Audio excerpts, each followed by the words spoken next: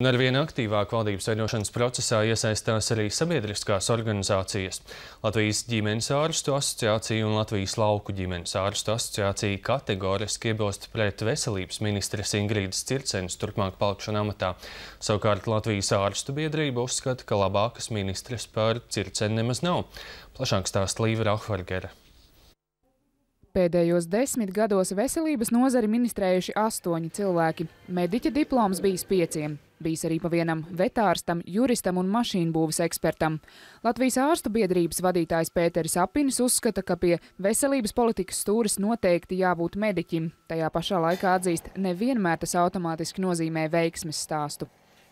Iepriekšējā pieredze liecina, ka mums ir bijis gan veterinārārsts, gan cilvēki, kas ir nākuši no medicīnas vidas, bet, piemēram, aktīvi lobējuši zāļu biznesu. Varbūt mazliet interesējušies pārlieku par vakcināciju.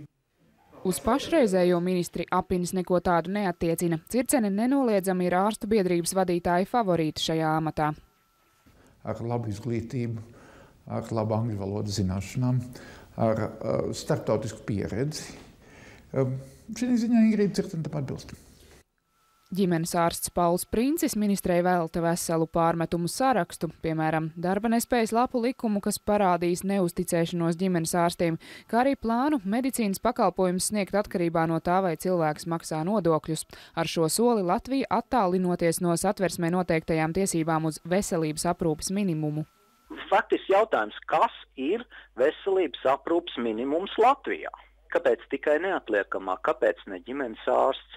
Kur ir tā robeža šķirtne? Viņš ir kā siets, kas atsījās vēl kādus cilvēkus, kur jau tā Latvijā nepiekļūst, vai tas ir naudas dēļ, vai tas ir kā citu iemeslu pēc nepiekļūst pie normāls, tā teikt, veselības aprūpes, tad arī šeit būs vēl lielāks tas cilvēku loks.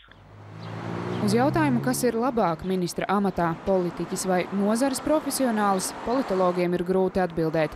Ideālā demokrātijā ministram būtu jānāk no pašas tautas ievēlēto Saeimas deputātu vidus, spriež politikas pētniece Iveta Kažoka, bet partiju rezervistu soliņš ir ļoti īss. To pierāda arī šīs valdības veidošana, kur Reformu partija atzina, ka tai nav veselības ministra amatam gatava cilvēka, toties zaļzemniekiem nesot izglītības profesionāļa. Tātad ideālais demokrātijas modelis šeit neiznāk, tāpēc politoloģi atzīst, labāk ņemt cilvēkus ārpus deputātu vidus.